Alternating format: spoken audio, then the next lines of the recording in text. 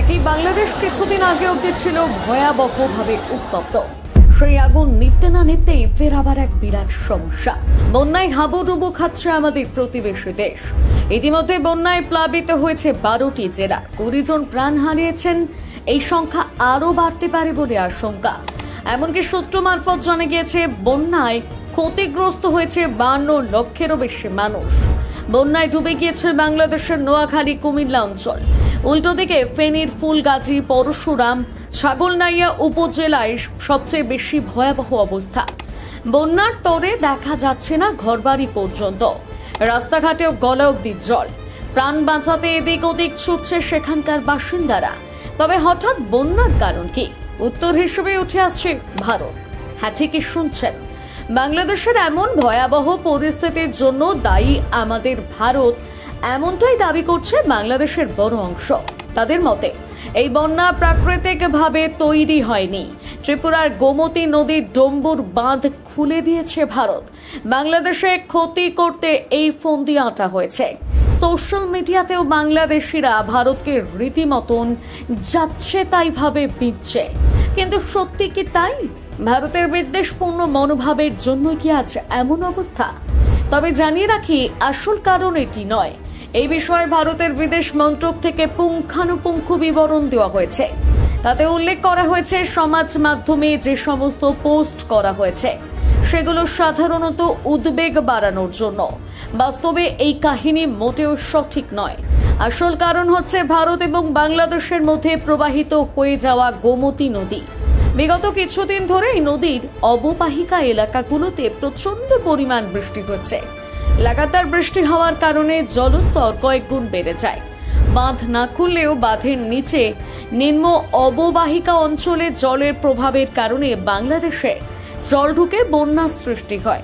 জলের প্রবাহ এতটাই বেশি থাকে যে দেখে মনে হয় বাঁধ খুলে দেওয়া হয়েছে, কিন্তু আদতেও যেটা সত্যি নয়। অন্যদিকে ভারতের পররাষ্ট্র মন্ত্রণালয় বিবৃতিতে আরও জানিয়েছে, ত্রিপুরার গোমতী নদীর ডম্বুর বাঁধটি বাংলাদেশের সমতল থেকে 120 কিলোমিটার উচ্চভূমিতে অবস্থিত।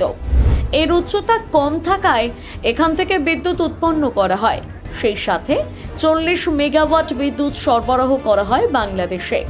আর এই 120 কিলোমিটার নদী পথে অমরপুর, সোনামুড়া ও সোনামুড়া 2 মোট 3টি জলস্তর পর্যবেক্ষণ কেন্দ্র রয়েছে। আর অমরপুর কেন্দ্রের মাধ্যমে বাংলাদেশকে বন্যার সময় সমস্ত তথ্য পাঠাতে থাকে ভারত। কিন্তু ত্রিপুরা এবং পার্শ্ববর্তী বাংলাদেশের জেলাগুলোতে গত 21শে অগস্ট থেকে ক্রমাগত ভারী বর্ষণ হওয়ার কারণে সন্ধে 6টা নাগাদ দুই দেশের মধ্যে বিদ্যুৎ বিভ্রাট ঘটে।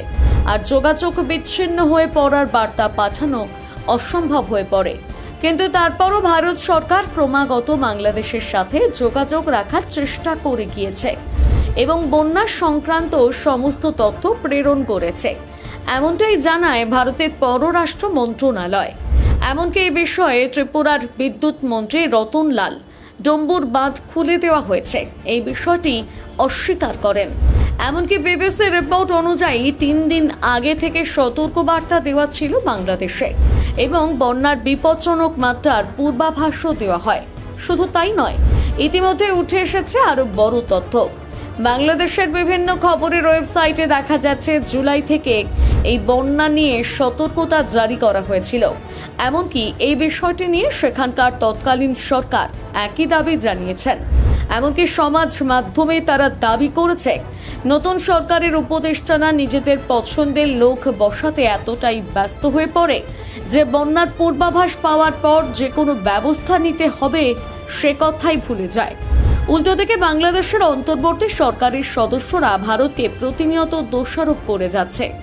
কিন্তু একথা স্পষ্ট যে বাংলাদেশের বন্যার পিছনে ভারত কোনোভাবেই দায়ী নয়। এমনকি কোনো ডম্বুর বাঁধও খুলে দেওয়া হয়নি। উল্টো দিকে মৌসুম ভবনের তরফ থেকে আগেভাগেই আবহাওয়ার পূর্বাভাস দেওয়া হয়। শুধু বাংলাদেশ নয়, পূর্বাভাস জারি করা হয় ত্রিপুরাতেও। সেখানেও লাগাতার বৃষ্টির কারণে রীতিমতো জলমগ্ন প্রতিটি এলাকা। বানভাসের কারণে প্রাণ হারিয়েছে এখনো পর্যন্ত 26 জন। অগুন্তি মানুষ এখন এই বন্যার কবলে আটকে। তাই এখন কারোর দোষ না খুঁজে কিভাবে পরিস্থিতির মোকাবিলা করা যায় সে কথাই ভাবা উচিত। এমনকি সামাজিক মাধ্যমে ভুলভাল পোস্ট বন্ধ করে হিংসা না ছড়িয়ে সাহায্যের হাত বাড়িয়ে দেওয়াই এখন মূল কাজ। প্রতিবেদনটি লিখেছে সুনন্দা মান্না, কণ্ঠেরিয়া সরকার, গ্রাফিক্স করেছে শুভঙ্কর সরকার। বাংলা হান্টের আরো নিত্য নতুন প্রতিবেদন দেখতে নজর রাখুন আমাদের পেজে।